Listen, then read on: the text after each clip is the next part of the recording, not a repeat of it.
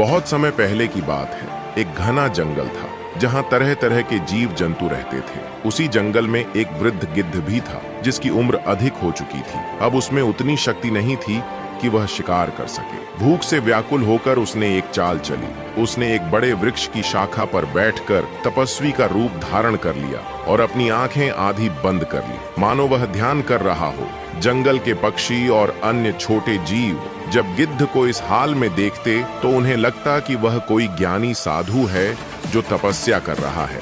धीरे धीरे जंगल के जीव उस पर विश्वास करने लगे और उससे आशीर्वाद लेने आने लगे। गिद्ध ने भी बड़ी चतुराई से खुद को एक संत के रूप में स्थापित कर लिया और कहा, मैं अब किसी भी जीव को नुकसान नहीं पहुंचाऊंगा बल्कि उनकी रक्षा करूंगा। गिद्ध की इस बात से सभी जीवों का उस पर भरोसा बढ़ गया। वे उसे सम्मान देने लगे और प्रतिदिन उसके लिए भोजन लाने लगे। गिद्ध अब बिना महंत किए ही भोजन प्राप्त करने लगा, लेकिन कुछ समय बाद उसकी लालच बढ़ने लगी। वह रात के अंधेरे में छोटे पक्षियों के बच्चों को खाने लगा और सुबह फिर से एक तपस्वी बनकर बैठ जाता। भोले जीवों को उसकी सच्चाई का पता नहीं चला और वे उसकी सेवा में लगे रहे। लेकिन एक दिन जंगल में रहने वाला एक चतुर सियार वहां आया। उसने देखा कि गिद्ध के पेड़ के नीचे छोटे पंख और हड्डियां पड़ी हुई थी। उसे तुरंत संदेह हुआ कि गिद्ध कोई संत नहीं बल्कि एक भूत शिकारी है। सियार ने सभी पक्षियों और छोटे जीवों को बुलाकर कहा,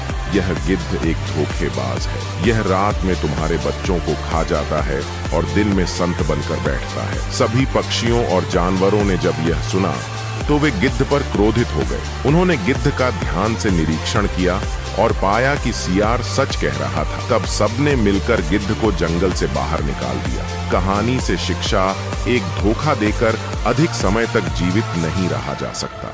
दो सच्चाई एक ना एक दिन सामने आ ही जाती है। 3, हमें बिना सोचे समझे किसी पर भरोसा नहीं करना चाहिए। यह कहानी हमें सिखाती है कि कोई भी झूठ या छलकपट ज्यादा समय तक नहीं टिकता। आखिरकार सत्य की ही जीत होती है।